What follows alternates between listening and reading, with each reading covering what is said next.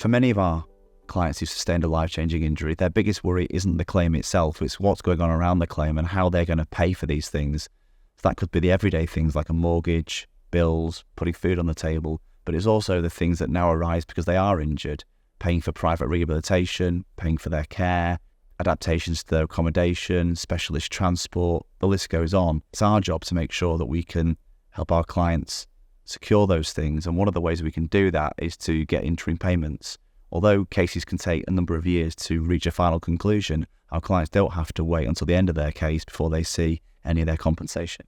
Under the court rules, once we've established liability, we can access interim payments for our clients. So it's important that clients get in touch with us as soon as possible so we can kickstart that process for them. There's one case where I was involved where I'd gone to see the client in hospital and then went into the car park to get back into my car afterwards and rang the insurance company immediately. I knew who the insurer was and I knew the senior person at the insurance company. In that very first phone call, he offered me an interim payment of £50,000, which I could then run back into the hospital and tell the client about, which really alleviated a lot of the concerns that he and his family had about some of the pressing financial demands on them. And in fact, in that case, we went on to secure interim payments over the life of the case, over £1 million, which paid for a bungalow for him and adaptations to that bungalow and for carers to help him and his family. We've got a good relationship with defendants' solicitors and defendants' insurers, and that makes it a little bit easier for us to get interim payments for our clients voluntarily. But if defendants' insurers won't pay voluntarily, then we can make an application to court and ask the court to force the defendants to pay.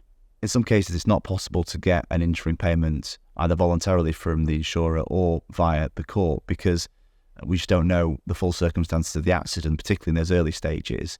There is, however, something called the Rehabilitation Code, which is an agreement between insurers on the one hand and claimant representatives on the other, which puts claimants at the centre of the process. An immediate needs assessment is carried out by a healthcare professional, identifying what the claimant's needs might be in terms of accommodation or care or transport, etc. And then when that report's put to the insurers then decide which, if any, or all of those recommendations they will fund. So claimants can still get access to funding even when we don't know the full circumstances of the accident.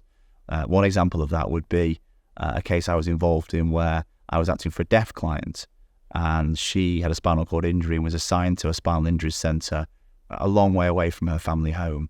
And because of her deafness, she relied on her mother to act as an interpreter with the clinical staff. And her mother couldn't be at the hospital every day. It was a long way to travel and she had other children to care for.